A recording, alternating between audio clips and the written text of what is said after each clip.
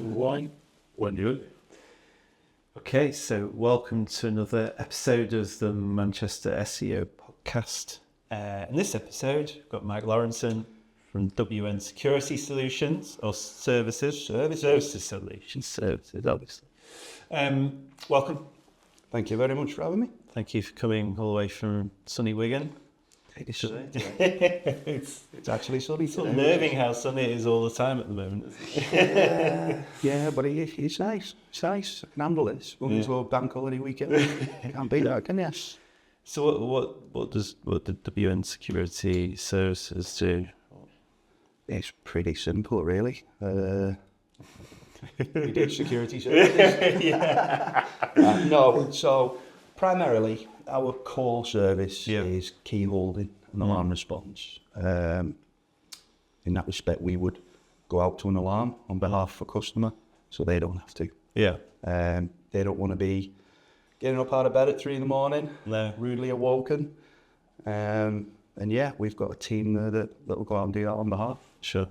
So yeah, alarm response, alarm goes off, our guys will go out, they'll deal with anything, they'll deal with emergency services. If there's a window bust, they'll board that up, they'll get a board up team in.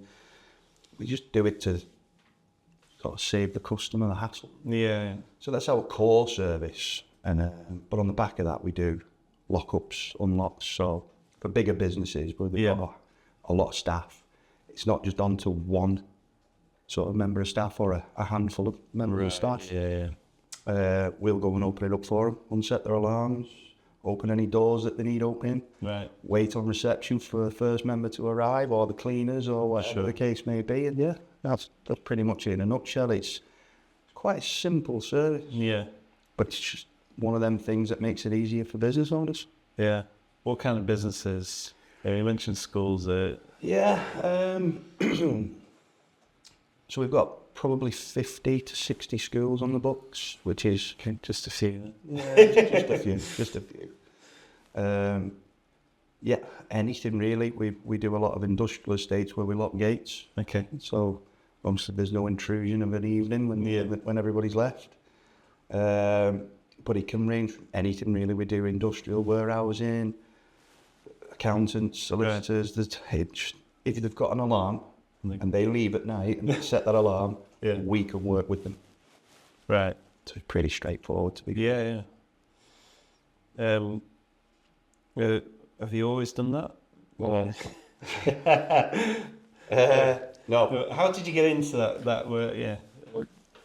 So I can go backwards. Yeah, start from starting work life. Starting work life, right. So we've had a little chat. Yeah. I joined the Royal Navy at the age of, I just turned 17. Right. So I was like a little boy, a little skinny boy, and now I'm a fat man. Yeah. But no, I was a little boy, and I wanted to go and do something with my life, go and see the world. And I went, join the Navy, you'll never, 2 days are never the same. They are. If you're looking off a ship at the sea, it's the same the following day, believe it or not. No, but it was interesting. I was in the Fleet Air Arm, so I joined as an aircraft handler. Okay. So on a ship, everybody describes it as the guy with the ping pong bats, but there are no ping pong bats. I know who you mean. It's just a guy waving his arms, really. Yeah. So we did that at sea. So I was on a couple of carriers, the older carriers, not the new ones that they've got out there now. I would have loved to have served on them. But shore-based, we were Naval Air Command Fire Service. Okay. So, yeah, I did that for 6-7 years. Yeah, I think it was going into 7 years. And then left and became a plasterer, believe it or not. Yeah. Okay, I left and became a plasterer.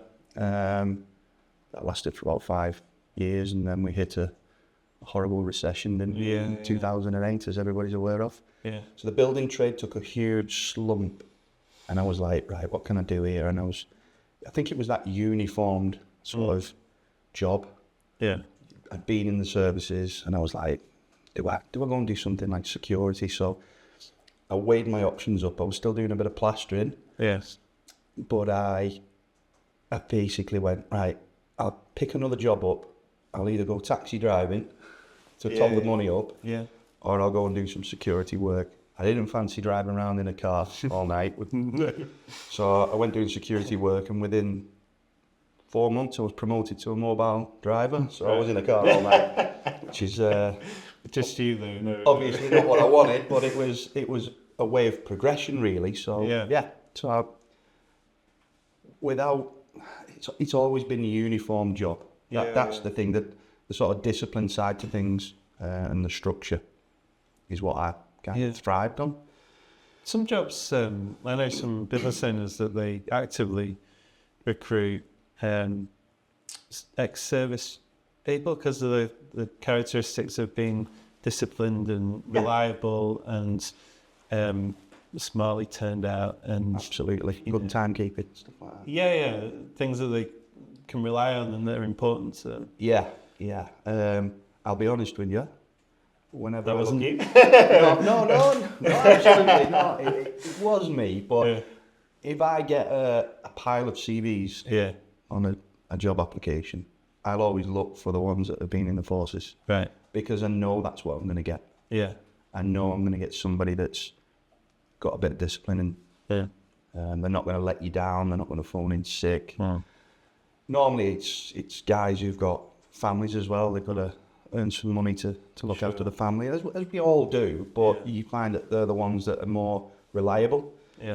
No disrespect to the younger generation, but they tend to. Doesn't mean as much to them, does it? No, they're working for money and then leisure. I'm going out for a drink at the weekend. I'm doing this with the boys, or you know what I mean. They don't have the responsibilities that older guys have got. I'm saying that strangely, like older guys, but guys who've got young families and stuff like that. You know what I mean. So yeah. So you look for those kind of characteristics, and You know you're going to get what it says on the tin. You know you're going to get someone that's reliable, as we've said, and someone that. This job is a strange job. When you're going into somebody's building at night, it's a lot different to going into someone's building in the day. And if it's a building that you're not familiar with, although we can write the instructions as best as we can, but if you've not been to that building, it's a strange feeling when it's pitch black and you're in there on your own. And you've got to have the right kind of mindset for that. Sure. You have to have the right mindset. So it's not for everybody, the job, but... No. And I suppose I can say that, and I'm the director.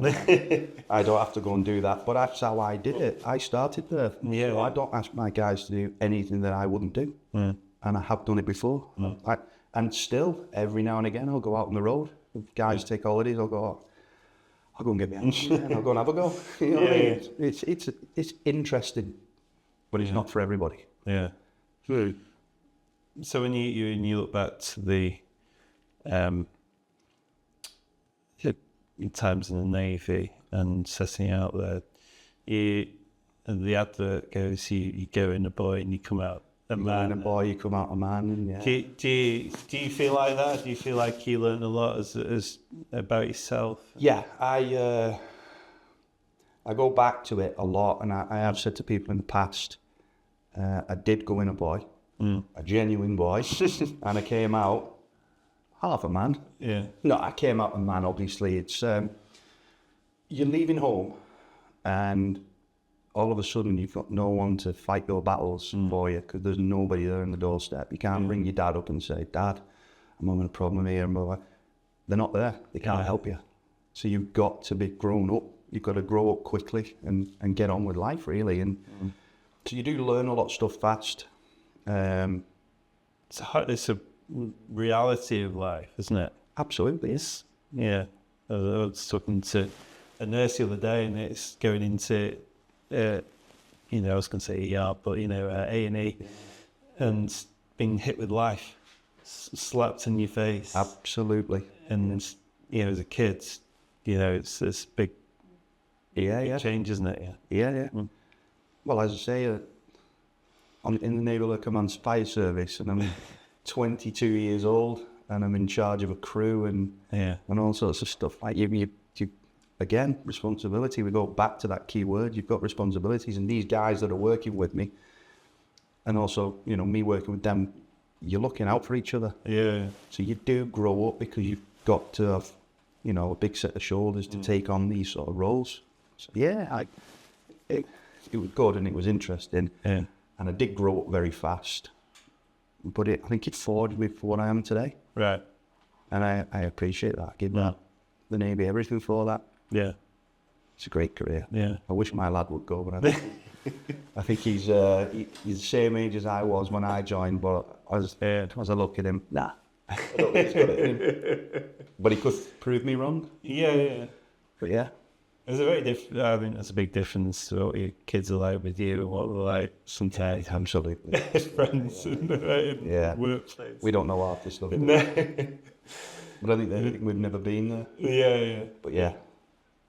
So you mentioned in our chat before we started about the fireman strike. The fireman strikes 2002, yeah. Yeah, and obviously being on when you're on land, you're part of the Fire service, yeah. Fire service, and So the fireman strike here, we were called upon, and again, 22 years of age and an incident commander. Yeah. An area in Blackburn, Rawtenstall. Yeah. And again, a lot of responsibility. Crazy, really, when you think about it. 22-year-old, and I had a Green Goddess crew, and I was part of a breathing apparatus team. Called it a BART team. Right. Great name, and so we were BART team 4. And yeah, any incidents that were happening, And that the general fire service would have looked after, we were doing it, and it was an eye opener, an absolute eye opener, and again to be put in charge of that. Yeah. Yeah. Saw a lot of stuff. so I was at university at the time in Aberystwyth, sunny Aberystwyth. It's always sunny in Aberystwyth. They covered, I can tell you it isn't. It's always windy. It's a beautiful place, especially when the weather's good. But I remember that time because the Green Goddess that they had was a relic of the Dark Ages, and it looked like the tyres were flat. And he was trying to get up there's a big hill in Aberystwyth that you drive up, and this thing was struggling. So it gets to about 10 miles an hour up the hill, and I'm like, I was not rushing to any incident. No. We were gifted police vans and a police officer to drive us. Right. I get up that buzz then as it's as if they're going to a shout, but they're driving for you. And we had these magnetic signs made that said Navy Fire Service on the side, and we put it over the police signs. Yeah. And we were running speed cameras and red lights and the sirens on. And it's a great buzz. Yeah. It's a great buzz. But you're in a van and you're like, wow, it's all on us, this. Yeah.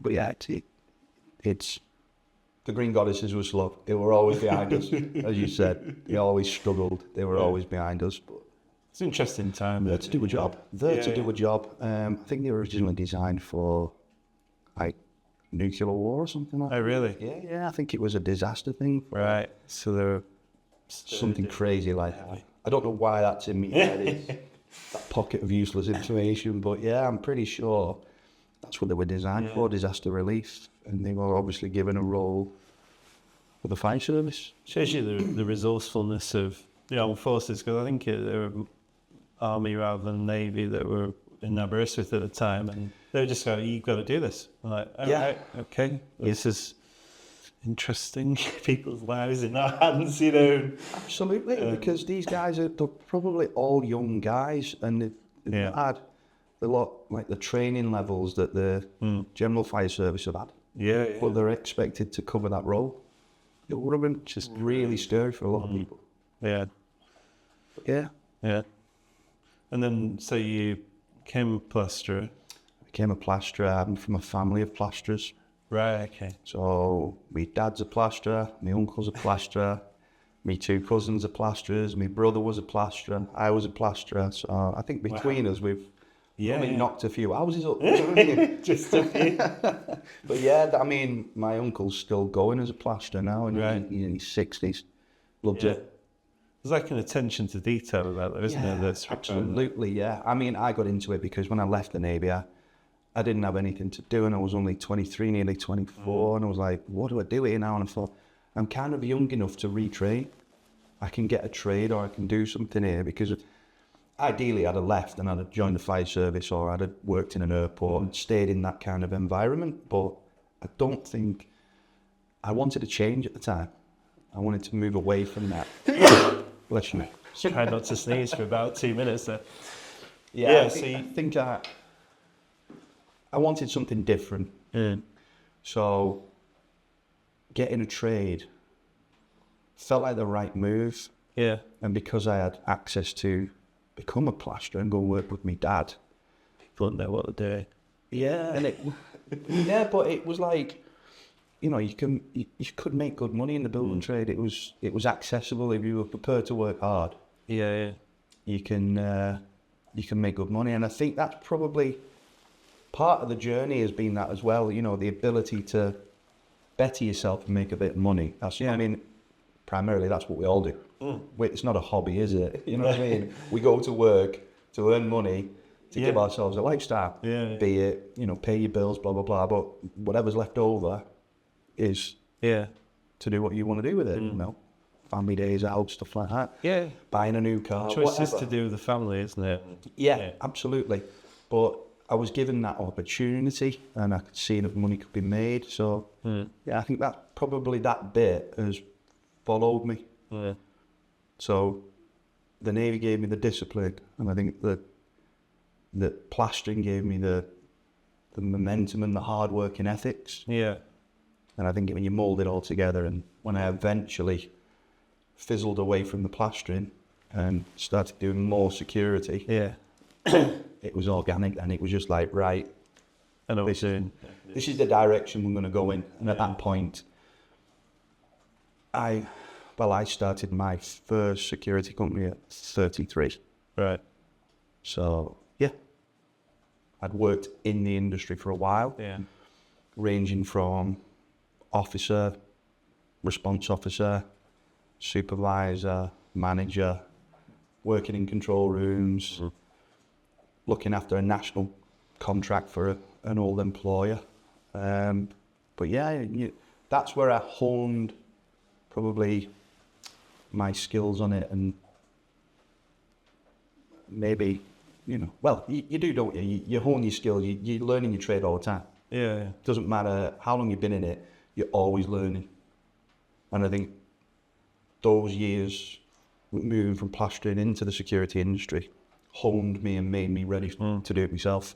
You've got so many different skill sets when running a business that you plate. Yeah. It's sort of, everyone talks about spinning plates, and there's many different plates and hats that you wear. There's always plates and there's always hats. There's doing different things. Yeah, absolutely. It helps, doesn't it? Yeah, of course it does. And I think that just readied me for it. And anybody that starts their own business will tell you, and if they don't, they're lying, that I'm ready for this and I know what I'm doing. Nobody knows what to do. Yeah. You don't go and start a limited company and know exactly what you're doing, and you don't know what you're putting yourself into. And that's the scary bit. But I think if you're hardworking and you've got the right ethic, you'll get there. You will get there. I think though, a big realisation for me was that everyone's winging it at some point. Absolutely. We're all winging it. Yeah, we're all winging it. And that, because there'll be like an imposter syndrome at some point where you're around people who appear very accomplished and speak very well about what they do and how they do it, and you're like, I'm in the wrong place here. But if you go with it and you're absolutely right. But you should know about your own business, shouldn't you? Of course, yeah. You should be able to talk about that brilliantly and come across really well. And there might be other people. Hang on a minute, should I be here? Perhaps everyone's thinking that. That's Everybody the thing. Yeah, absolutely. When I first started networking, I was like, I'm not in the right place. This is not me. But you have to do it, don't you? Yeah. So those are the little hurdles in business that you've got to jump over. Sure. You have to do it. And there's always a little bit of imposter syndrome. Always. What was it like working with your dad? I hated it. I won't lie, I hated it. So we're going to go down a big rabbit hole here now. Yeah, I'm prepared for it. Well, yeah. So my dad is a very strange character, and I haven't seen my dad now for probably 20 years. Okay. And I don't know where he is. Oh, wow. And none of my family know where he is. Wow. Even his sister, his mother, a lot. His mother, now my grandmother's 93 years of age, and she's not a clue where he is. Wow. It's a strange thing, that, isn't it? So when I refer to him as a strange character, I wasn't dressing it up. No. He gave me a trade. Yeah.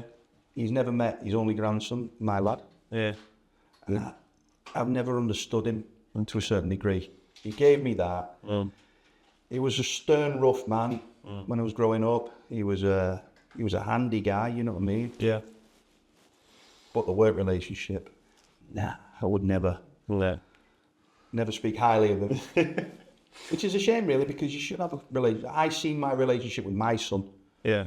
And how good that is. And I always think to myself, how could my dad not have that relationship with me? I mean, there's two of us. I've got a brother as well. But I always think, should he have put more effort in? So the relationship working with him, I just tolerated it to get a trade. I won't lie. I often wonder, like, what happened to them as well, and their upbringing, and how does that relate to how they are with you? Yeah, and I think we went there once and had a conversation about it. And my granddad, his dad, was a bit of a character. Right. Even his granddad, my great-grandfather, was a character. And I know this. Yeah. I've done the ancestry thing, and I've done my DNA and all that sort of stuff. And you find a lot out through going through these archives and stuff. And I think they were all pretty crazy in a way. Yeah. A bit dafter than we are. Every generation's different, isn't it?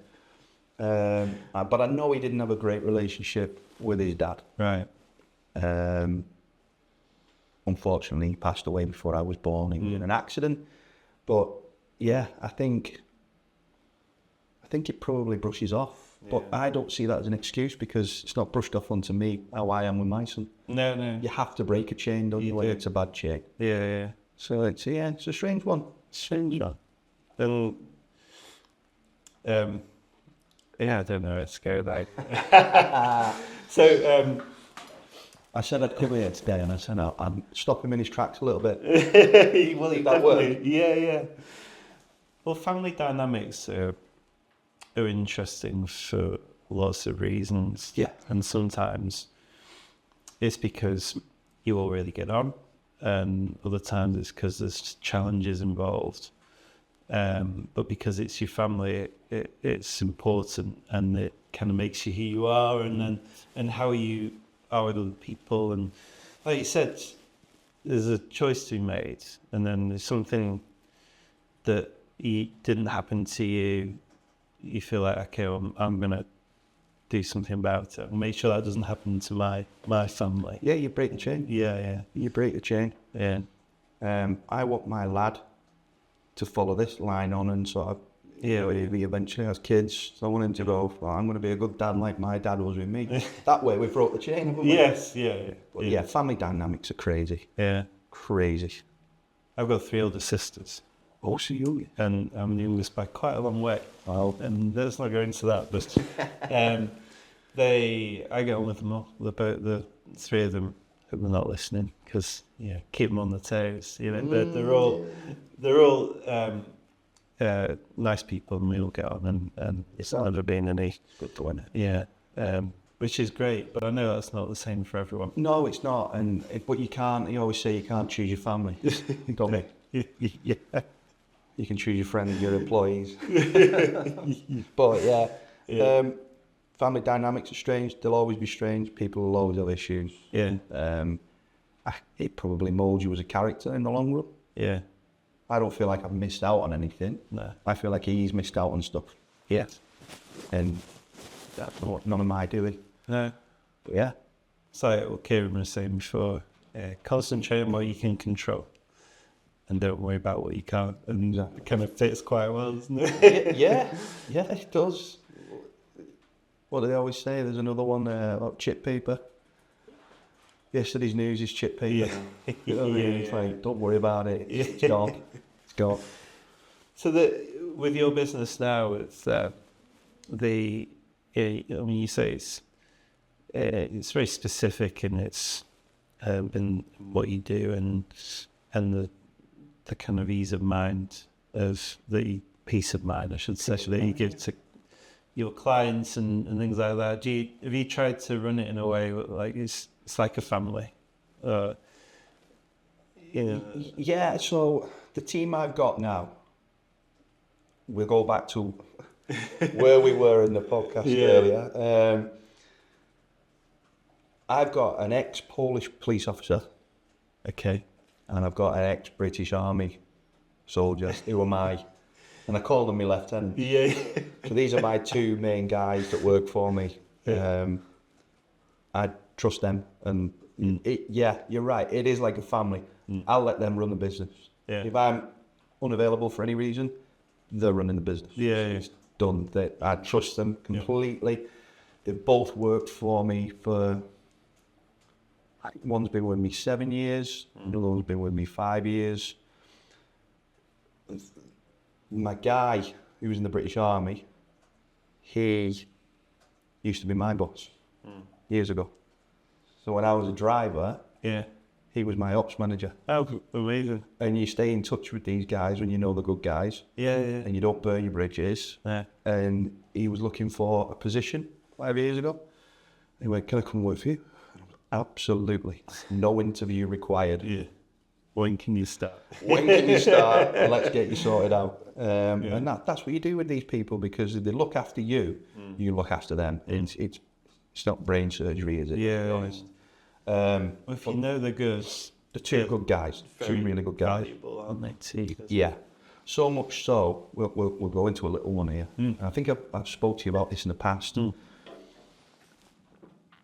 The guy that was in the British Army, Will, he had an accident at work, working for me about 12 months ago, 18 months ago, whereas he had an episode in the vehicle at 2 a.m. Right. He'd had a bleed on the brain. Oof. Now, as business owner, obviously the lone worker comes into our scenario, because we've got to make sure our guys are safe at all times and they're okay. Check calls, apps that monitor them and make sure that they're okay. We've got to do that. That's our duty of care. We got that call at 2 a.m. Where he was in a bad way. He was put into a coma for 8-9 days, something like that. Wow. They couldn't figure out what was wrong with him, but they knew he had a bleed on the brain. He'd gone into cardiac arrest. He'd had a kind of mini stroke. A lot was happening, and they didn't know why. So that when you go back to saying, is your team like family? Absolutely. I was straight down there, 2 a.m, as you would. It's duty of care. Yeah. Wanted to know he was okay. And then it's my job then to inform his family, which is never an easy phone call. Yeah. Trust me, you don't want to be making that call at 2:30, 3 a.m. No. And he ended up, he had an operation. And I kept his position open for him for 12 months. Right. And in that 12 months, I kind of paused the business, so to speak. Right. And I did his shifts. Yeah. So I went on nights for 12 months. That's what I'd be prepared to do for him. Yeah. Because he's such a good employee. And he would have done the same for me. He'd have made sure that the ship stayed steady. We're punning here now, aren't we? Yeah. But he would have steered the ship. Yeah. If something had happened to me. And I know the other guy would have done exactly the same. So that's your team. It's a family. It's a close-knit unit. I trust those two guys with everything that the business has to offer, and they can run it and they make their own decisions. I have a saying, and I've used this saying many times, and everyone I've spoken to and told the saying, they then use it.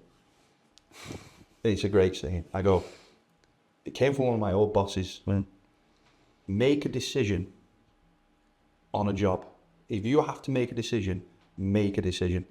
If it's the wrong decision, I ain't going to come knocking on your door. You ain't going to get rattled by me. But if you don't make a decision, stand by your beds. You don't want that. No.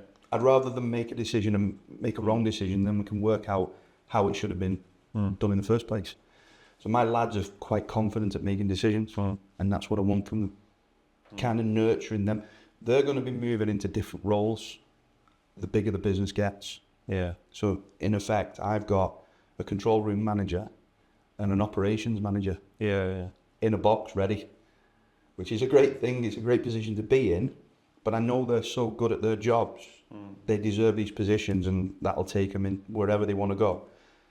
But I know that they'll train the guys underneath them to bring them up to their speed. So I'm going to have a good team moving forward, a great team in the future. And I think that's what every business probably thrives on. You need a team, don't you?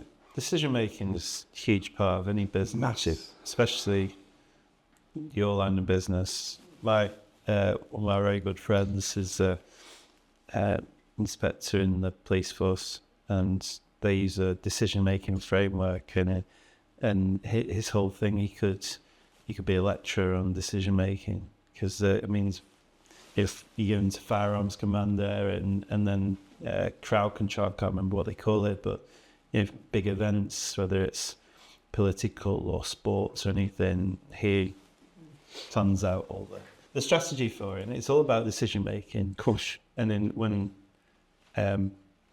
times are tough, or there's an incident, or what decision you make, and what do you base that on? And doesn't always have to be the right one as long as one's made. Yeah. And they said, so I read about Boris Johnson's style of leadership, and they're saying the reason why people thought that he'd let people down during the COVID times was because his style was to leave the decision so long that there was only one decision left to make. So, Wow. Which is another way of looking at it, isn't it? Yeah, and so there's no other option that you have to make. You have to do that one thing. I found that I always think about that. I think it's a really interesting way of handling something, but perhaps in a proactive world, that wouldn't be what you would choose. No, it's that kind of bottlenecking though, isn't it? Getting a decision that you want it to go to by eradicating every other decision that can be made. It's weird, it's strange. Or the decisions eradicating themselves. Possibly, yeah. Yeah, I might get cancelled for just that little comment, but it's like leadership and trust, decision making, because your clients are putting trust in you because it's their property and and that's a big ask. So to sell my services, and I don't have a physical thing to give to someone, it's a service. Yeah. So to sell that, you're buying something that you're not going to see, and you may not necessarily use as well. Because we don't, they'll pay us a keyholding fee as a customer, and that fee covers you for 12 months. That's a retainer fee. Yeah. That then puts you on our books so that we will respond to your alarm. We've got customers whose alarms never go off, which is crazy, isn't it? They're paying us to do nothing. They're not, but they are in a way. Yeah. It's a strange feeling, and the trust does come into it a lot. You try and sell my service, knock on someone's door, and in a kind of roundabout way say, "Can I have the keys to your property and your alarm codes and everything?" It's not an easy sell, is it? They don't know you from Adam. So what would cause a client to call you or make contact? What's the usual need? So normally customers come to us if we're getting someone ringing us direct to the company that have never used us before. We haven't been recommended to them or anything like that. It's normally because something's happened already. Right. So they've been broken into. And one of the directors got a call at 2 a.m. and said, "Your alarm's going off." And he's not gone out because he's like, "Oh, it should be a false alarm. It'll be, might be a cobweb, or it could be this, that, and the other." They've not gone out, and then they've turned up to the premises the following morning, and it's been rinsed. It's been done. Windows in. Someone's got in and they've taken stuff. Gosh. And the detrimental effect that can have on a business, your day-to-day running, is quite frightening. It's not, it's not an easy fix. That most people will have a disaster sort of strategy. Yeah, recovery. Yeah. They always tell you to do that, don't they? Like, can you up your office and move it to somewhere else like that and carry on running it? And I think probably because of COVID, a lot of people can now. Because there's a lot of people that work from home and stuff, but my guys can't work from home. Yeah. My guys have got to work from the office, or their office is a vehicle, a security vehicle, so you're not working at home, are you? No. It's not like that. But I think going back to what we were saying there, if someone's ringing us, they've rang us because something's already happened. Yeah. And they don't want that responsibility on themselves anymore. And as a director, you wouldn't want to put that. I don't see how they can put that responsibility on their staff. Well, you're a company owner and you say, right, we need a key holder for our alarm if it goes off in the night. And you go, there you go, James, you work for me. You've got a set of keys. If the alarm goes off in the night, you live the closest, are you all right nipping round? Yeah. People don't understand how dangerous that can be. Yeah. Especially if it's broken into, you become a suspect, don't you, probably, or considerations. But you could be a suspect, but I always refer to, every now and again, corporate manslaughter and the Corporate Manslaughter Act. And I ask people, do they understand what that means? Do you really understand what that means? Now, I'll put it in I was going to terms. say, holding keys to melt, Yeah. It's a leap, isn't it? Yeah. But, so there's you, James, yeah? You're in charge, you're the director. You've given keys to one of your employees so that if the alarm goes off, they're going to come out. If they come out in the night, the monitoring stations phone them. That monitoring station has passed that job. Yeah. It's off their books then, it's off their screens, they've done their job. Yeah. You're coming out, right? Or your member of staff's coming out. They come out here and someone's waiting for them. And they hit them around the back of the head with a bat. And God forbid the worst happens. Yeah. You're responsible for it. We go back to that duty of care. Yeah. But nobody knows they've been cracked with a bat because they're not being monitored. So they could be there until the first person turns up in the morning. Yeah. That would be horrific for a business owner. I think we can all agree with that. Yeah. And if it's somebody down the chain of command, everybody who's got a management level up from them will stand in the dock. Yeah. Not just the main guy. Wow. The managers, the supervisors, everybody above them will stand in that dock. And that's the frightening thing with it. Because people don't understand this bit. And for the sake of a few quid, you can negate all that. So we'll come for you. Because my guys are tracked and monitored, so we're covering the duty of care. We're doing all that. The point's proven. We had one of our own guys go down. It was dealt with. It was done. We were there to help him. Yeah. Because he's got kit and resources that say we have a man down. Sure. He's not done his check call. He's not responded. His vehicle's not moving. We can't see his tracker. Yeah. We're there then to help. And it seems like overkill. Wow. But I know firsthand that it's not. Yeah. Because he survived. Yeah. It was really serious what happened to him, and he survived. And I wouldn't like that responsibility on myself if I hadn't done anything or had the procedures in place. So we're diving down a big rabbit hole here, aren't we? But it's a real driver for why people would use you, isn't it? Absolutely. I mean, we never go in there to scare people. We can't sell on scaring people. And fear is a buying mechanism, isn't it? It's like cybersecurity. Yeah. People usually only call you after an instant or... Absolutely, yeah. Something's happened. Yeah. But we can't fix it. We can't fix what's happened. We can provide a service, and it probably falls under being proactive. We can do patrols as required. but we're more reactive. Yeah. And that we're not the police. Yeah. We don't have blue lights. We don't have the powers of the police, but we're the next best thing. Yeah. And in conversations recently, you're not getting the police. There's not enough of them, and they've got too much on. Yeah. So you're not got a guaranteed response by a police officer if your building gets broken into. You've got a guaranteed response from us. Yeah. Guaranteed response. We will go. If we pick a call up for an alarm, we'll go. Yeah. It's as easy as that. So there's a lot of responsibility there. Is there any advice you would give to other business owners or people looking to start a business that Yeah, I always say this one. right. When you start a business, what's the first thing you do? You do a cash flow forecast, don't you? Right. And you put everything down that you're going to need. Well, I need to pay my rent, I need phones, I need this, I need that, and you put it all down on your spreadsheet, and you go, this is what it's going to cost me, and that's how much I need to make to break even on those things. You put money, you put an accountant fee in there.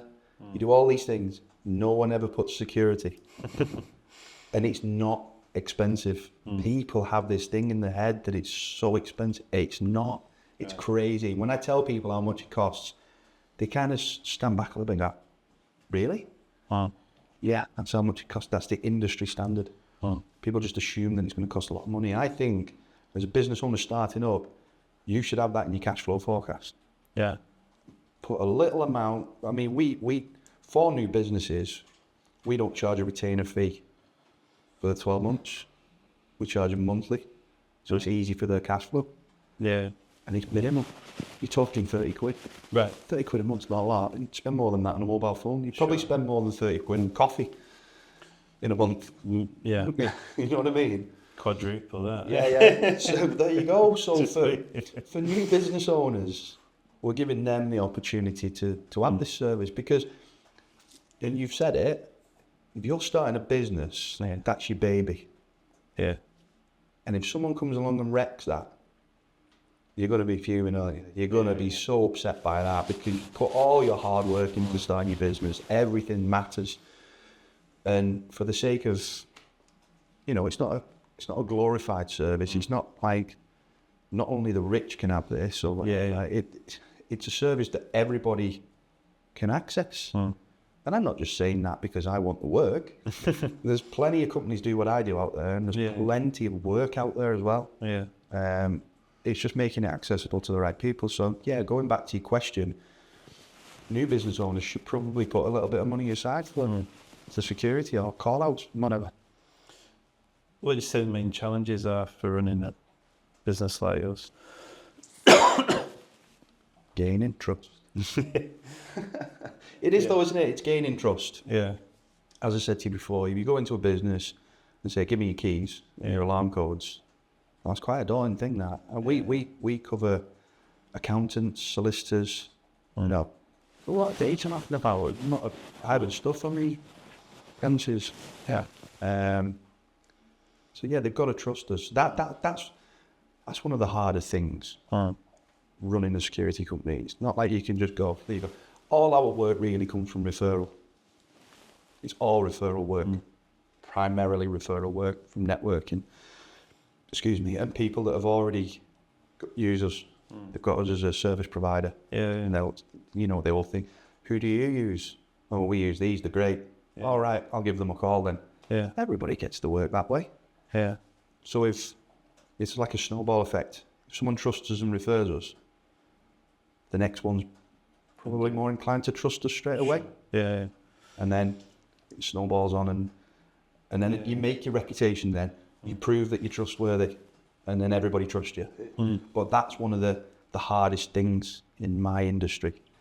And probably staffing as well. You've got to have the right team behind you, as we've already touched upon. But I think my industry's flooded with people who think they can but can't, if that makes sense.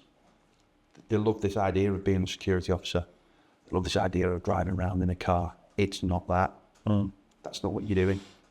It's quite horrible at times. You know, you see that you paint this picture. So my guys work nights, unsociable hours. As I said before, you turn up at a building in the daytime and oh, this is a nice building. Oh. It's different at night. I think staffing and not having the right staff is a major, major, major downfall for a lot of companies. And I see them all day, every day. Competitors to me, no uniforms, no branding, plain cars. I've seen officers turn up at buildings with flip-flops on to lock a building. And you go, my God, if I caught any of my lads with flip-flops on, they're gone.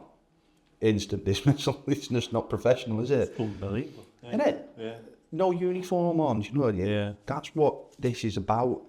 So many amazing things going on. I feel like there's probably a bit of a peak on human development, and then AI's come along and streamlined everything and decision making and you know, especially with like quantum processors and things like that, where they can make thousands of things in a second that would take days for a normal processor to do. Yeah. And you're like, wow, this is a big step forward. Yeah. Yeah. It's gonna be interesting to say the least. Moving forward. Yeah. But nobody knows where we're gonna be. Yeah. We didn't know 40 years ago where we'd be now. And You just roll into it, don't you? sometimes, I say this a lot with content online, that there can be a thirst for humanity, and keeping the human aspects of it is important as well. Yeah, absolutely. Especially in an industry that relies on trust and that human the human aspect of that. From my point of view, anyway. Who knows? Seems like a good place to finish it. It's been really nice learning a bit more about you and your life and the business. And You know, we've all got things haven't we, that have gone on in our lives, and you don't really know someone until you do something like this. You don't. And that's why I started the podcast, because you find out more about someone other than their picture and networking group, and Because you just see them as that business owner. didn't realise you were in the Navy. There you go. Yeah. There you go. You learn something. It was really, it was lovely, and I appreciate it. No, I appreciate you asking me to come down. It's been good. I've enjoyed it. Good. Nice.